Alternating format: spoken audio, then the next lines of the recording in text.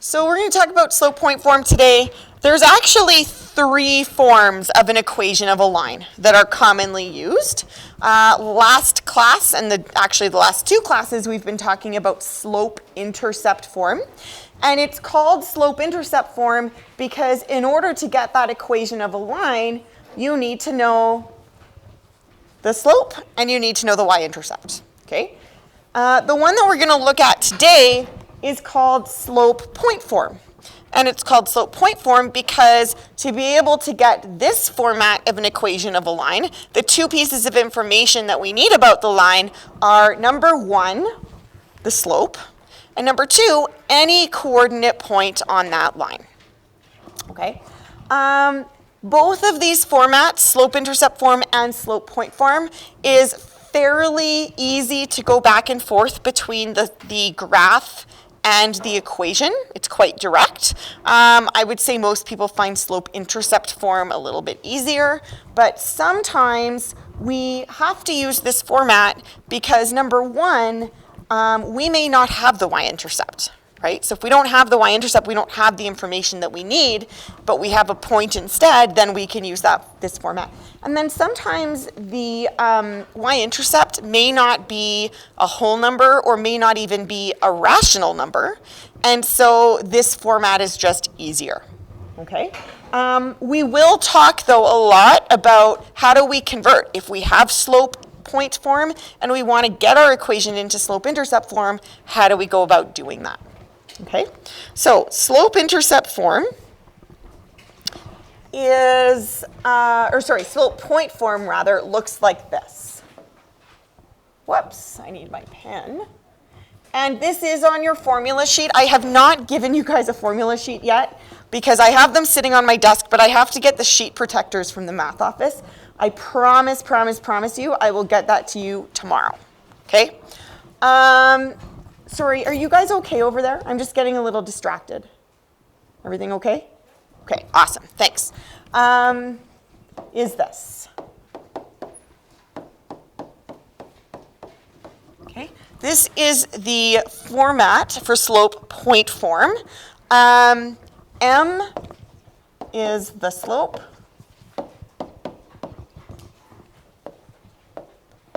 X1, y1 is a point on the line. And then x and y are variables. Those are unknown. Okay, so actually I'll write that over here because I'm running out of space.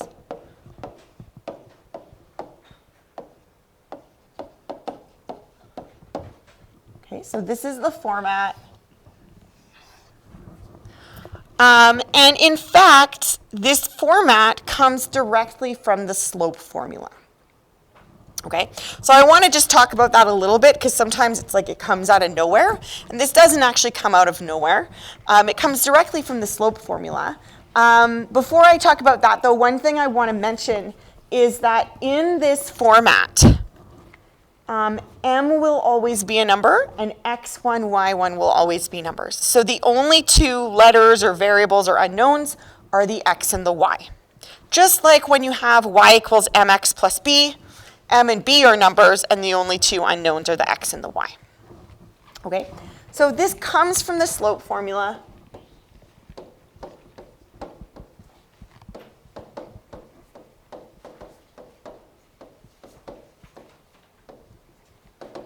Right, which is, actually I'm going to write it this way. I know this looks kind of funny, but I'm going to write it, well, no, it's okay.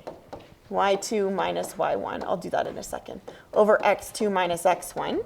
Okay, so that's the slope formula. And essentially where it comes from is with the slope formula, typically we know 2 points and we're trying to figure out the slope. And with this particular format of the equation, we're kind of working a little bit in reverse in the information that we're given. In this case, we would know the slope, M, and we would know 1 point. Okay? So let's say you have a line like this, and you know a particular point on the line. And you also know that the slope is M. Okay? And then you want to take any other point on the line. It could be anywhere. So it could be here, it could be here, it could be like way off my screen. But I'm just going to take any point over here and call that x, y. Okay?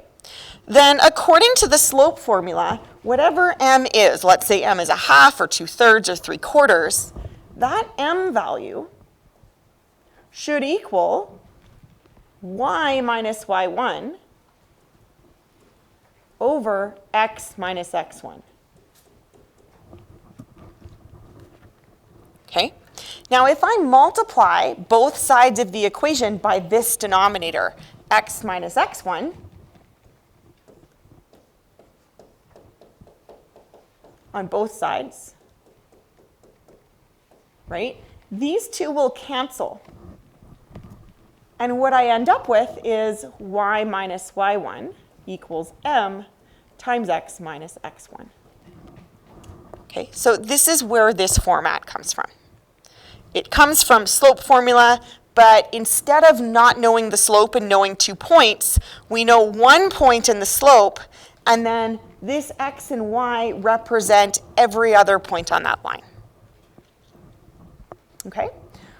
So one thing that's important to notice is because it comes from the slope formula, slope looks in change in y, or difference in y, over change in x, difference in x. These minus signs are built in. Okay, and that becomes important when we have something in this format and we're trying to figure out, well, what is the point that it passes through? Okay, so for example, here are 3 lines that are written in slope point form. And what we want to know is, firstly, what's the slope of each line? And secondly, what's the point that it passes through? What is the x and y coordinate of that specific point?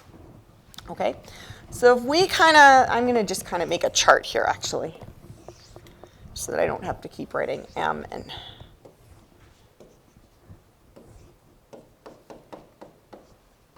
x1, y1. Okay, but let's figure this out for all 3 of these. So firstly, for our first line, what would the slope of that line be? Where do we look to figure out the slope? Yep, it's -2, yeah. So one thing, actually, especially when you're starting out with this format that can be helpful, is write the format down, either above or below the particular equation that you're looking at. Because then you can say, okay, well, where does the slope come from? It's that number that we're multiplying this bracket by. Okay, so the slope here is -2. What about the x1, y1 point? What would the x coordinate be, and what would the y coordinate be? What do you think? Yes? 2 and 5. Almost. Remember that these negative signs are built in. So y minus what gives you +5? Yeah. Yes, y minus -5. So this actually is a simplified version. Where this started out was it looks like this. Y minus -5 equals -2 times x minus -2. Okay, so, and that's because the format of the equation must have these differences in it because it comes from the slope formula. Okay, so you don't have to show me that necessarily. What I tell people to try and remember is that the sign of the coordinate is going to be the opposite sign of what you see in the equation. So if this is y plus 5, that means the y coordinate is -5, and vice versa, right? So for our x coordinate, again, this is +2. The x coordinate is going to be -2. Okay? All right, let's look at the second one. What would the slope of the second one be? Yeah. 1/3, yeah, 1/3. And what about the coordinate point?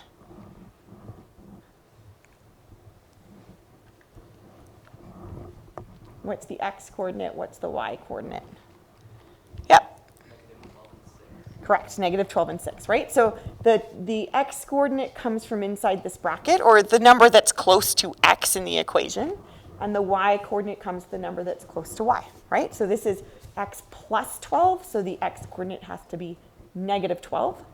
And then y minus 6, the y coordinate is positive 6. Okay, and then finally, for our last example, y equals negative 4 over 3 times x minus 5. What's the slope there? Yeah. Right, negative 4 over 3. And then what is the point that it passes through? What's the x coordinate of that point? Yeah. Yes, good. 5 and 0. So if on the y side, or on the x side actually, you're not adding or subtracting anything, that just means that that coordinate for that particular variable is 0, right? You could think of this as y minus 0 equals negative 4 over 3 times x minus 5. Okay? All right, so this is basically just about interpreting the equation. Now let's talk about how do we graph from this equation? Okay, so describe the graph of the linear function with this equation. Here's our equation. And then graph the equation. Now, when you are being asked to describe a graph, think about the format that it's in, and then speak to the parameters of that format. So if it's in slope-intercept form, talk about the slope and talk about the y-intercept. Because in slope-intercept form, those are the only two things that makes one line different from another. If it's in slope-point form, talk about the slope and talk about the point that it passes through. Okay, this one happens to be in slope-point form. So a totally reasonable way of describing this is a line with slope blank, and you're going to fill that in. That passes through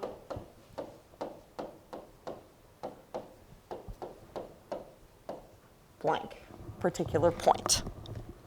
Okay, and then I'm talking about the slope, I'm talking about the point.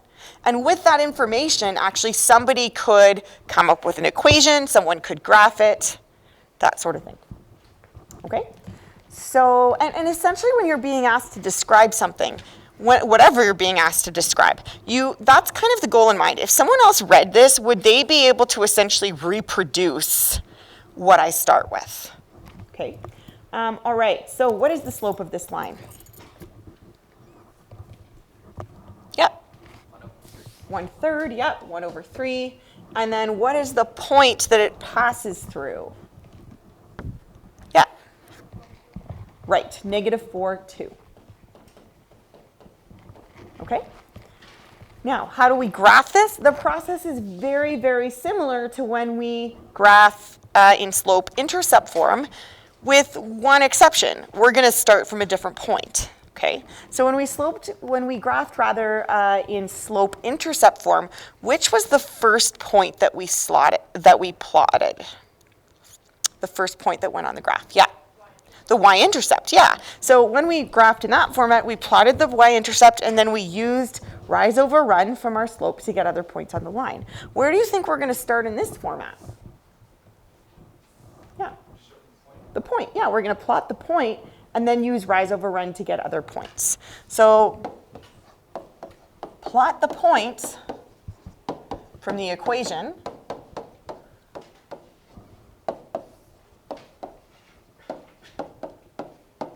Okay, so that is the point -4, 2, so that's right here. And then use rise over run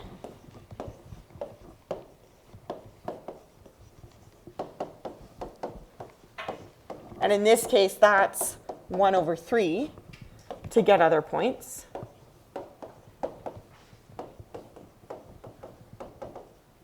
Okay, so this means I go up 1, right 3, right? Because they're both positive. Positive directions are up and right. So up 1, right 3, up 1, right 3, up 1, right 3, up 1, right 3. If you want to think of it as -1 over -3, you're going down and left because those are both negative directions. So down 1, left 3. You could do it that way too. Down 1, left 3. Okay, but all of these points are on the same line, so I can just connect them. Oh, hold on, I just want to make this a little better. Okay.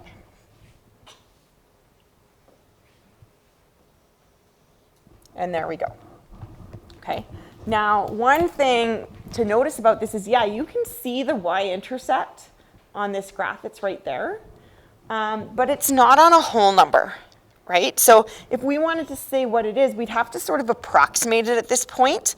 And actually, a better way to convert to slope intercept form is to do it algebraically. And we'll see that in a minute, okay? Because sometimes when you're converting, if that y-intercept is not a whole or not even a whole number, but an integer, we can make mistakes with that approximation, right? It will probably be pretty close, but it won't be exact.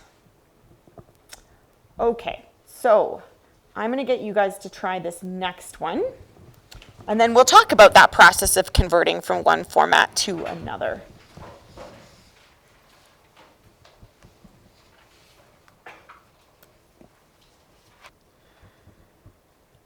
So rearranging is a really common thing that we often want to do because slope-intercept form is, most people consider it the most sort of user-friendly, right? Really, really, really easy to go back and forth from equation to graph. And also remember, we talked about this a little bit in our last unit, intercepts give us really valuable information about the function. So if we know the y-intercept, then we know the value of the function when x is 0, which is sort of at the start, particularly when you're thinking about time, for example, right? And often for context situations, one or more of the variables can't be negative. So when x is 0 is often in a context at the beginning. Not always, but often. So slope-intercept form is probably more useful than slope point form. But as I said at the beginning, sometimes we don't have that option initially because we may not know the y-intercept. And so this can be one strategy that we can use to figure it out. Okay? Okay, so rearrange the point slope equations into slope intercept form. So when we need to rearrange, we want to convert. One thing that can be useful to do is just to think about how the two equations, the two formats, differ. So I'm going to give you two lines that are the exact same line. This one is in slope-intercept form, and then, hold on.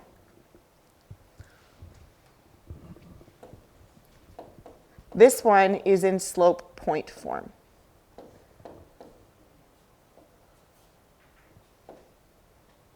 Wait, no, sorry. I'm trying to do this in my head.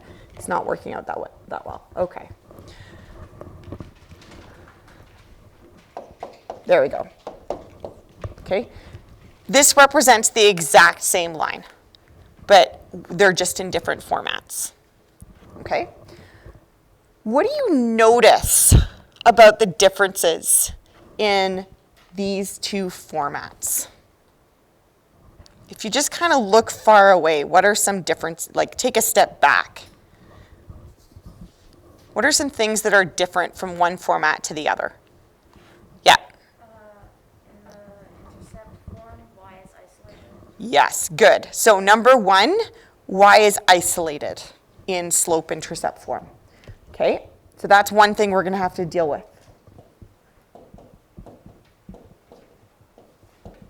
What else is different between this format and this format? Yeah? The second one doesn't include a y-intercept. Okay, this one, yeah, that one doesn't have a y-intercept. That's true. This one has a point instead. Just in terms of like, even look at the right side. We kind of looked at the left side and said, okay, y is isolated here, y is not isolated here. What about the format of the 3x minus 4 and 3 times x minus 1? What looks different structurally? Of course, some of the numbers are different. Yeah? Brackets. The brackets, yes.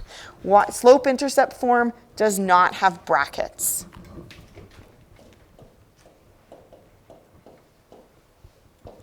Okay? these are some things that we're going to have to address when we go from this form to this form. Okay? You can actually address them in either order. I mostly address this one first, deal with the brackets, and then isolate y. But you could do it in the opposite order if you wish. Let's practice a couple of them. So, and I'm also going to show you a couple of different strategies that you could use to do this sort of thing. Okay? Okay, so here, if we deal with the fact that this has brackets first, then we need to distribute. So we're going to multiply both of these terms inside the bracket by -2. So we haven't done anything to the left side, so this is still y plus 5. But now on the right side, we've got -2x minus 4. Okay, so we've dealt with the one thing. Now we have to isolate y. What do we have to do to isolate y? Yep. Subtract 5, exactly. Yep. So this becomes y equals -2x and then minus 9.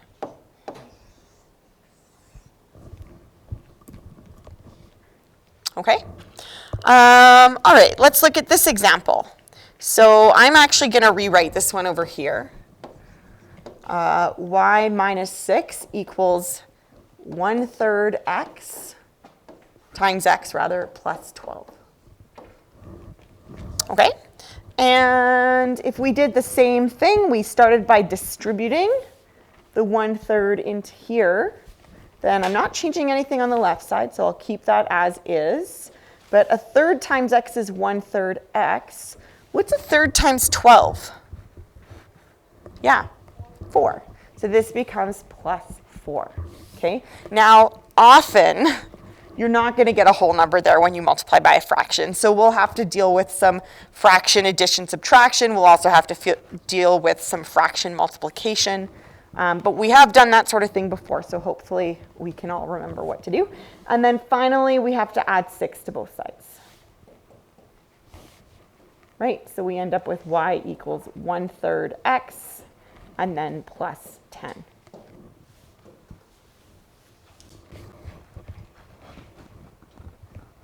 Okay, and then our last one, y equals -4/3 times x minus 5.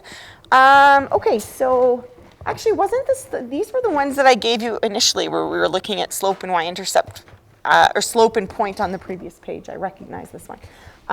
Okay, so here, y has already been isolated, right? Because the point, and in fact we saw this exact equation on the last page, that was clever of me, I didn't even notice that before, is the y coordinate is actually 0. Okay, so luckily because that's the case, we won't have to deal with the addition subtraction in the very last step, but we still need to go about distributing. Okay, so here we have y equals -4/3 times x minus 5. Might be helpful actually, because remember you're going to be multiplying, to think of this as -5/1. Okay, so when we distribute, nothing changes on the left side, so that's just still y. And then the first term is just -4/3x. What's -4/3 times -5/1? How do we multiply fractions? Yeah. Do we need a common denominator for a fraction multiplication? Yeah. Yes, we multiply numerator and denominator. But we will have to actually talk about that later on today, because we will maybe have to do some fraction addition subtraction. Yeah, so multiply numerator. So -4 times -5 is positive, so that becomes a plus, 20. And then 3 times 1 is 3. Okay? So there is that equation. All right? Okay. So we talked about how to interpret equations. We talked about if you have an equation, how do you graph it. We talked about how to convert. Now we're going to look at the graph and get to the equation. Okay, so here's a graph. We want to write an equation in slope point form, and then write the equation in part A in slope intercept form. And we want to know what's the y-intercept. Okay, so let's start out with the slope point form. Now, by the way, if I was just asked to write an equation for this line, I probably wouldn't go to slope intercept form first. Anyone want to guess why? Yeah. Because you don't have an exact value for the y-intercept. Yeah, the y-intercept is between -1 and -2, but we don't know exactly what it is, okay? And so it's gonna take a little bit more work. I could approximate it. I could say maybe it's -1.3 or -1.4, but I don't know exactly what it is. And we really wanna try and be exact here, okay? So I would start out with a different format. Okay, now there's lots of points on the line, and try and pick one where you can read exactly what the coordinates are, which means that it's sort of at the intersection of two grid marks. So this one could do, this one would do, this one would do, this one would do. Any of those would do, okay? So this, for example, is the point 7, 4, right? This one is the point 3, 1.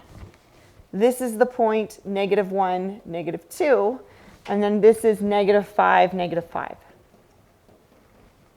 Okay. You could put any of those points into slope point form, and it actually represents the same line. Now, what about figuring out the slope? How are we going to do that?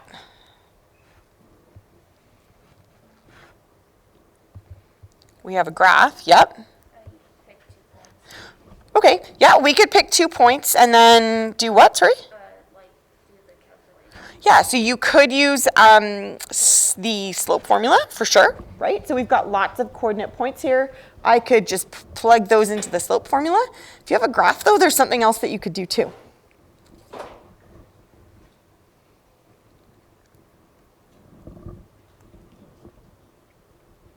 Think about how in this previous example, we knew the slope and we got to the graph. How did we use the slope to graph this line, for example? Yeah, rise over run. You could do that too, right? And personally, that's what I typically do if I have a graph in front of me. I usually use rise over run, but you could absolutely use the slope formula as well. So let's say I'm going from here to here. I'm going up and I'm going right. And also, as we just spoke about a couple minutes ago, as this goes from left to right, it slants upwards. So this is going to have a positive slope. Whoops. And it looks like we're going up 3 and right 4. So my slope is 3 over 4. Okay, now when I want to write the equation, sometimes, again, I think I mentioned this, it's helpful to do this first, and you won't have to memorize this. This will be on your formula sheet. And then you just plug stuff in, right? So pick a point. Maybe I'll pick this one, 7, 4, and plug everything in. So my y coordinate is 4, so this is going to be y minus 4 equals my m value is 3/4 times x. Oh, what did I do there? X minus x1. There we go. Okay, x minus 7. Okay, so that's one option. If you wanted to use, let's say, this point over there, you could do this. Y, in this case, because these are both negatives, the signs will be plus. So y plus 2 equals 3 over 4 times x plus 1. You could do that too. You could use any of those points. Okay? Now, converting to slope-intercept form. So depending on which one you use, and in fact, maybe we'll do both just to see that they are in fact the same, we now need to take the steps to convert this, okay? So I'm actually going to spend a bit of time here because there's multiple different ways that you can do this. And I know that a lot of people in my last class, I was like, do you want to see another way? And probably more than half the people were like, no, I don't want to see anything else. Because I know it can get confusing. You can kind of go into overload. But the reality is that when you're doing math, it is a bit of an art. Right? And so when you look at a question, and the more you practice, the better you'll get at this, you'll be able to start to think, okay, I know I have all of these strategies. Which one is going to make my life most simple? Right? And so if you have more and more strategies in your back pocket, although you can always do it a certain way, sometimes that's not the most straightforward way. And so if you can think about what else could I do, then it can actually, what it really does is it increases your efficiency. Okay. So let's talk about this, converting. So one thing that we can do is convert the way we just did. So if we look at this guy, y minus 4 equals 3 over 4 times x minus 7. Okay, and this is minus 7 over 1.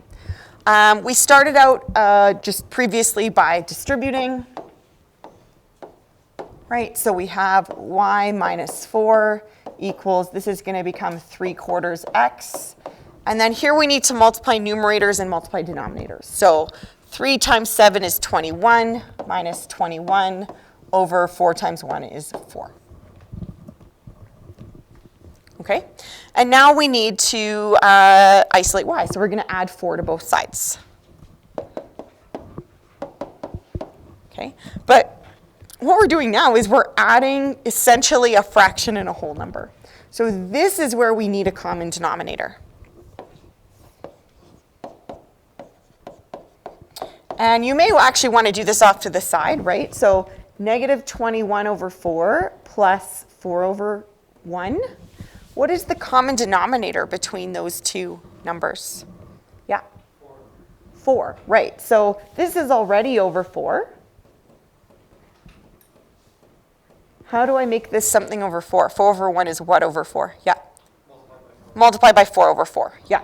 So that becomes 16 over 4, right? And then negative 21 over 4 plus 16 over 4 is minus 5 over 4. And so that's what's going to go in here.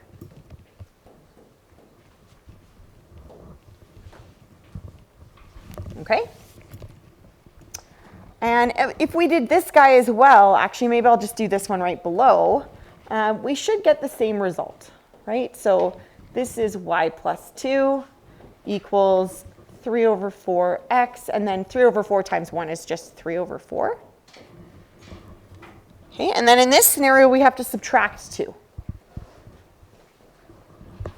Right? So I'll do this maybe in the middle as well because that's where I have room.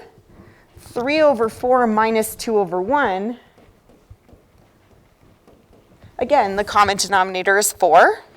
So if I multiply the 2 over 1 by 4 over 4, 2 times 4 is 8, and 1 times 4 is 4.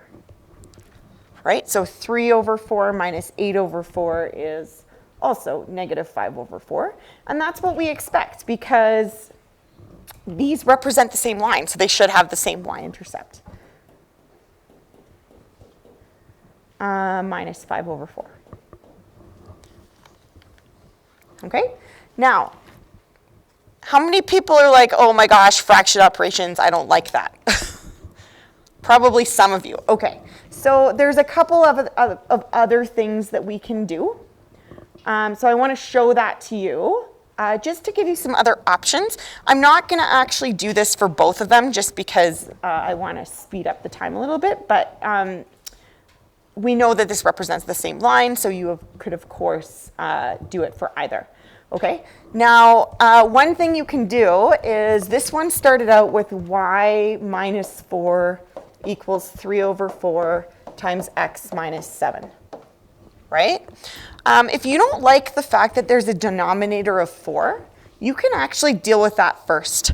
I'm dividing this side by 4, right? I'm multiplying by 3 and dividing by 4. So one thing you can do is you can actually multiply both sides by 4 first. And then these will cancel. Okay. Now we do have to distribute twice here, but a lot of people find that easier than dealing with fraction operations. So I can now distribute, and what I'm going to end up with is 4y minus 16 equals 3x minus 21. Okay, now I do have to still isolate y. So I'll start by adding 16 to both sides. Okay, and then I end up with 4y equals 3x, negative 21 plus 16 is minus 5. Okay, and then my last step in isolating y is to divide everything by 4. So I'll divide by 4, divide by 4, divide by 4. And this cancels, and you end up with the exact same equation. Okay, so that's another option. The third option is, and to be honest, this is what I learned in high school. When I was in high school, there was no slope point form. I didn't actually see that until I started teaching, because I don't actually know why. It's not like it never existed, but we just sort of bypassed it altogether. So the third option, maybe I'll do that with this equation, is, in fact, you don't even start with an equation. What you do is you look at the graph and you say, okay, I know a point that it passes through, and I know the slope of the line. Okay, so let's actually maybe use a different point. Let's use this point, 3, 1. Okay, so this is our third option, which is to bypass slope point form. And that is that if you know m, which is 3/4, and a point, which is, let's say we use 3, 1 this time. Okay? Then what you can do is start with slope-intercept form.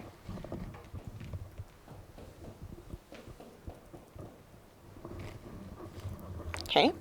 And in slope-intercept form, there are potentially 4 unknowns, right? X, Y, which is the point, slope, or B. If we plug in 3/4 for m, and 3 and 1 for x and y, then all we need to solve for is b. And that's the other way that you can do it, okay? And in fact, personally, this one's often the most straightforward. The reason why I don't do this every time is that this is part of the program of study, which is slope point form. And so we do have to cover it, you're going to be assessed on it, that sort of thing, right? But if I ask you to convert something, you could always do it this way. Okay, so how this would work is you would plug in a 1 for y, because that's the y coordinate, equals 3/4 times x plus b. Okay, and then you just solve for b. So this would be, remember this is 3/1, so this becomes 9/4 plus b. And then to isolate b, you just subtract 9/4 from both sides. Now you do have to do some fraction stuff here, right? Which is coming up with a common denominator. But typically it's not terribly hard because usually this is a whole number.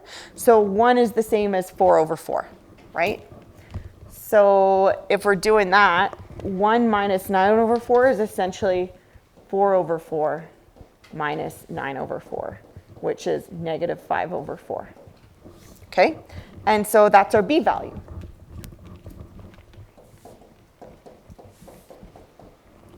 Okay? Once you get the b value, you have to actually write the whole equation out, which is y equals mx plus b. We know the m value is 3/4, so this is y equals 3/4 x minus 5/4 plus b. Okay? All right, time for you guys to try something. I've been talking for a long time. So there is another question similar to this one on the next page. So I want you guys to write an equation in slope point form, and then I want you to also convert that into slope intercept form.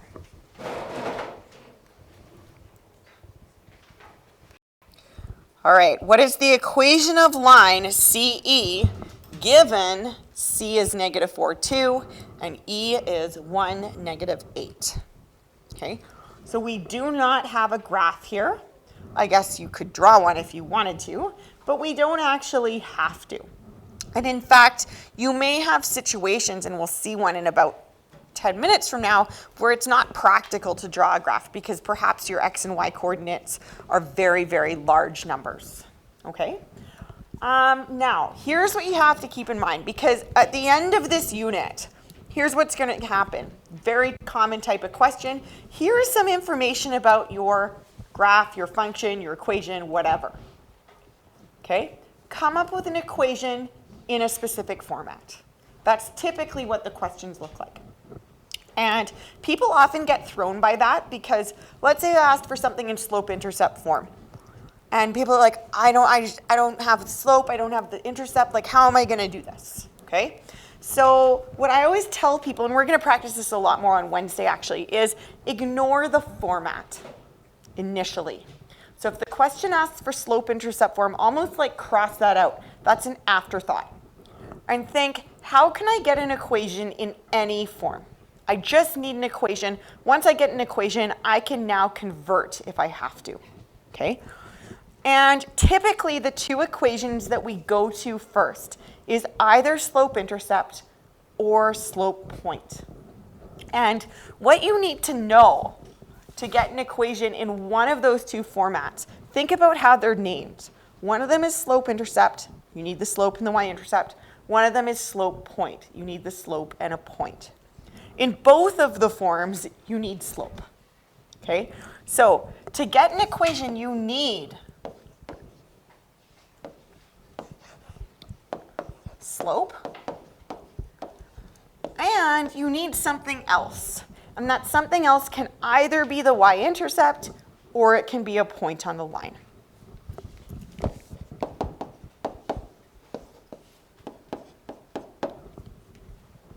Okay?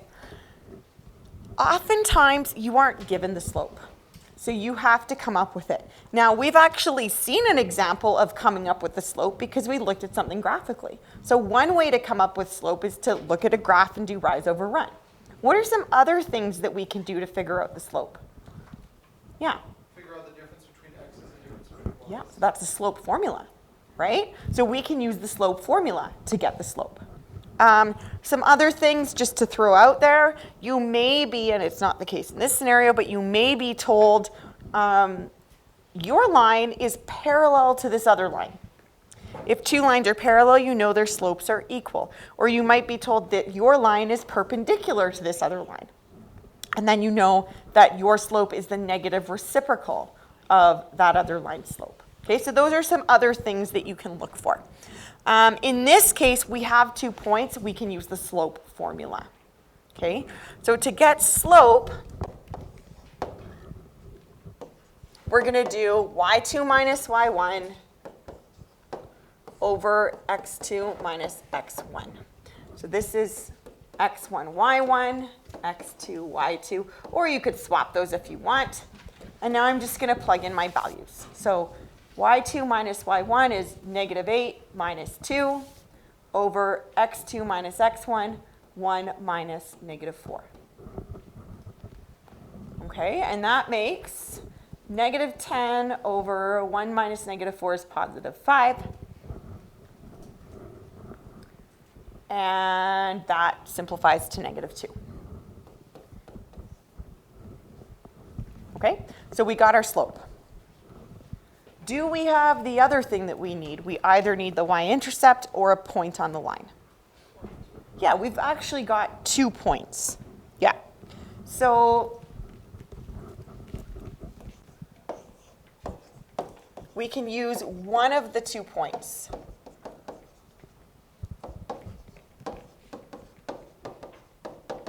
Okay, now, we are not actually in this question asked for a particular format. So in this case, you could use whichever one you want. You can use slope-intercept form or slope-point form, okay? If we're starting out with slope-point form, I would just leave it there, okay? But if you want to convert, I'll show you a couple ways that you could do that too. Or in fact, you could go directly to slope-point form as well by using that last strategy that I talked about in the previous question, okay? So let's say we want to go to slope-point form first. Slope. If we want to go to slope-point form, then we just use any of the 2 points. Maybe I'll use this first one because I already have it labeled as x1, y1, and plug everything in. So y minus y1, y minus 2 equals m. I just figured out that that was negative 2 times x minus x1. So x minus negative 4 is x plus 4. Okay, so there is an equation in slope-point form. Of course, if you use the other coordinate points, these 2 values would be different, but it would still represent the same line. If you want it in slope-intercept form, you have 2 options. Why do I keep putting a T there? Slope-intercept. Okay, you could convert that.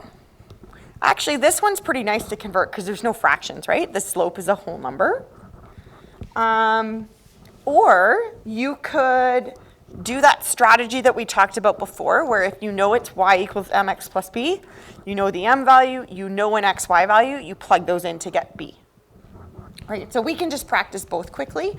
If we expand, then I'm going to have y minus 2 equals, I'm just going to distribute this, negative 2x minus 8, right? And then I can add 2 to both sides. Okay, and I get y equals negative 2x and then minus 6. Or you can also go do this. Maybe I'll use the other point this time, just to change it up. Of course, you could keep using that same point. If you know that y equals mx plus b, and you know that m equals negative 2, and there's a point of, let's say, 1, negative 8, then you can plug in these 3 values for x, y, and m and solve for b, right? So that means the y is negative 8. Negative 8 equals m is negative 2 times x is 1 plus b, right? So negative 8 equals negative 2 plus b, and then just add 2 to both sides. And then you get negative 6 equals b. And then don't forget to just put it back into the equation, right? Because we weren't asked to solve for b here, we were asked what's the equation. And so we have y equals mx plus b, y equals negative 2x minus 6. Okay, but keep in mind, like in this case, you were not asked to put it into particular format. So if you wanted to leave it right there, you could do that as well. Okay, usually though, I'll say, can you write this in slope-intercept form? Can you write it in slope-point form? Can you maybe write it in general form, which we're going to talk about tomorrow? Okay, so I'm going to get you guys to try this one quickly.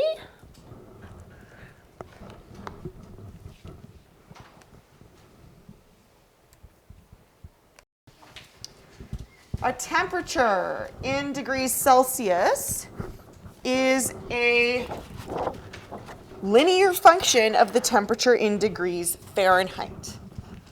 The boiling point of water is 100 degrees Celsius and 212 degrees Fahrenheit, and the freezing point of water is 0 degrees Celsius and 32 degrees Fahrenheit. Okay, so the first thing we're asked to do is write a linear equation to represent this function. Now, couple things that I want to pay attention to. is this. And you kind of have to pick it apart because there's a lot of extra words in here. But C is a function of F. That's an important thing to notice. C is a function of F. Okay, this tells us a couple of things. Number one, it tells us our two variables, degrees Celsius, degrees Fahrenheit. It also tells us about dependency. Which variable is independent? Which one's dependent? Yeah. Right, F is independent, C is dependent, because the wording always goes dependent is a function of independent. So if we were to make like a coordinate point out of these two variables, that one would come first because it's independent rather, and then this one would come second. Okay? Being able to just even pick apart these two things is super helpful because what comes next is we've got a couple data points. We are told that the boiling point of water is 100 degrees Celsius and 212 degrees Fahrenheit. That gives us a coordinate point, right? When the Fahrenheit is 212, the Celsius is 100. Because they're going to boil at the same temperature, right? So those are going to be equivalent. And then the freezing point of water is 0 degrees Celsius. So that's 0. And 32 degrees. What happened there? 32 degrees Fahrenheit.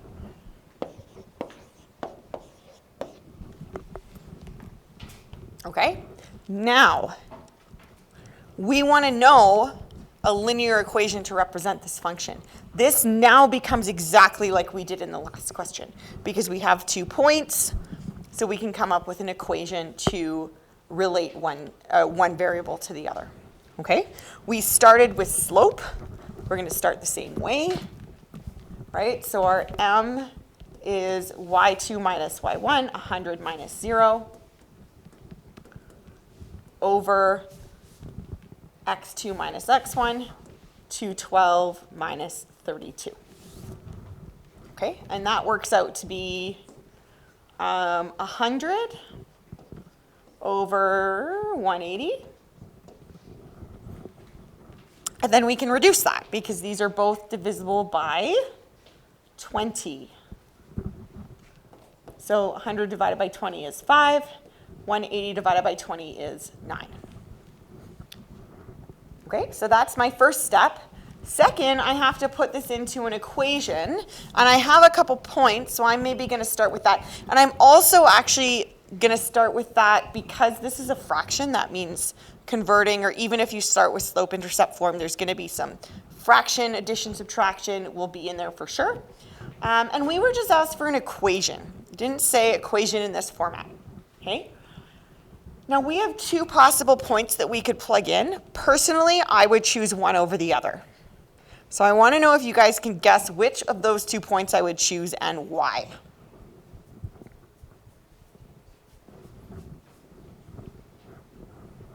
Yeah. 32, 0. Yeah. One less number to work with. Exactly. 32, 0, one less number to work with, right?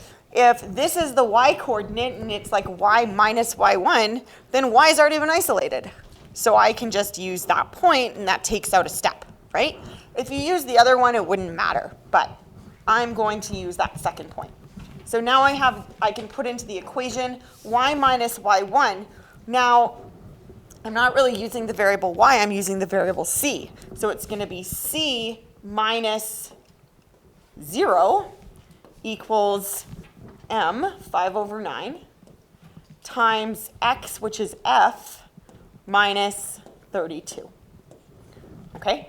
And this actually is the formula that relates where you can use to convert Celsius to Fahrenheit and vice versa. F minus 32. Okay? Honestly, I personally usually go the other direction because I live in Canada. So I'm usually trying to convert Celsius to Fahrenheit. I usually go in the opposite direction. Like if I'm traveling somewhere or something like that and I want to know particularly the US, roughly what the temperature is going to be, then I will do that. Okay, so that's part A. Part B, use the equation to determine the temperature in degrees Celsius at which iron melts, 2,795 degrees Fahrenheit. Okay, so how would we, do that? We want to know what's the degree Celsius when iron melts at this degree Fahrenheit. And we now have an equation that relates the two. Yeah.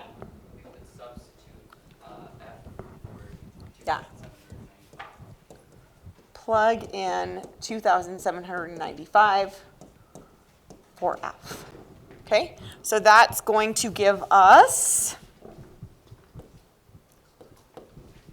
5/9 times F, 2,795 minus 32. Okay, and now it's all numeric, so I can like think about bed mass. I have to evaluate inside the bracket first. And that's 2,795 minus 32 is 63, I believe. Right? And then we can just multiply those together. So I actually don't know. It's a little more than half, because 5/9 is 5/10 would be half, right? So I don't know. 1,400 something maybe?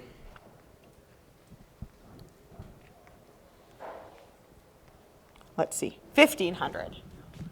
1,535 degrees Celsius. Okay.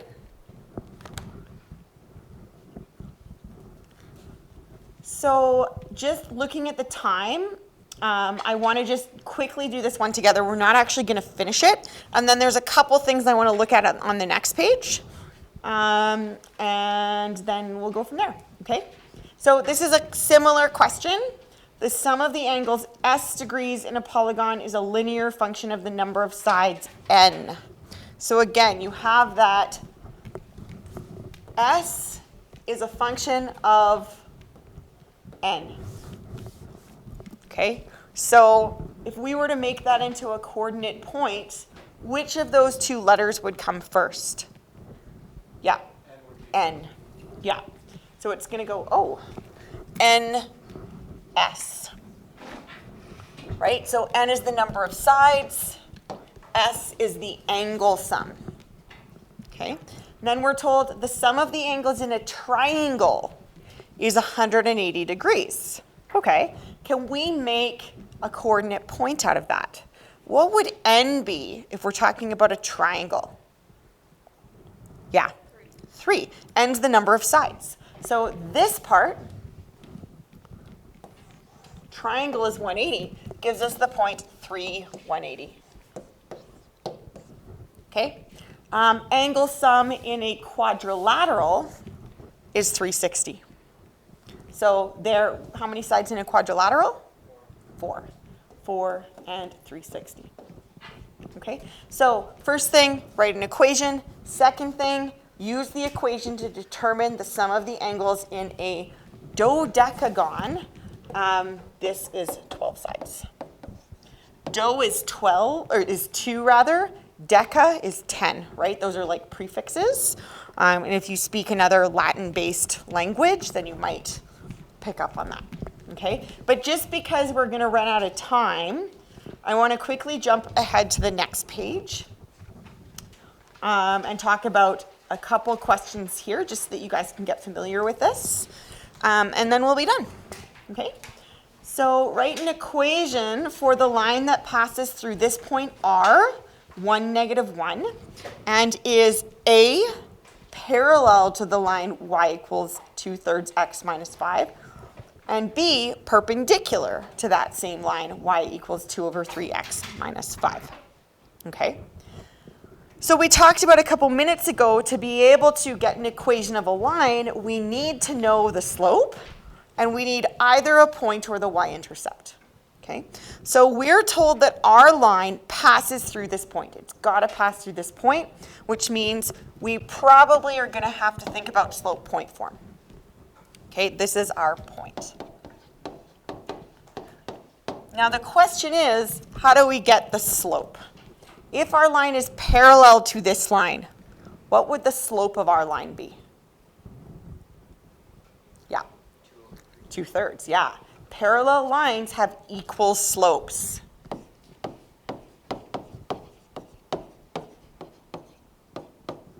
Okay, so M is going to be 2/3, and the point is 1, -1. Okay, so when we are putting this into an equation, we just plug in those two things essentially.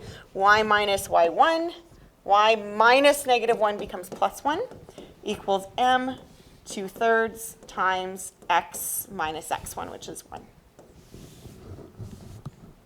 Okay, and then again, like I didn't ask specifically for put this into this format, so we can just leave it like that. What if we're told that the line is perpendicular to this line? How would we figure out the slope? Yeah. It's the negative reciprocal. Yes, so perpendicular slopes are negative reciprocals. So if this slope is 2/3, what's the negative reciprocal of that? Yep. -3/2. Yeah, so M is going to be, they have to have opposite signs. So if this one's positive, our slope is going to be negative, and then the numerator and denominator flip. Okay, so it's actually going to look, the equation is going to look identical to this one, except for the slope. Okay, this equation will be y plus 1 equals -3/2 times x minus 1. Okay, when you see a question that talks about lines being parallel or being perpendicular, usually that means you have to pay attention to slope. You're being told something about the slope of your line. Okay, so just maybe like keep that at the back of your mind so that when you see those two words, you can think slope. Okay? All right. So I'm going to end there for today. Please excuse this interruption.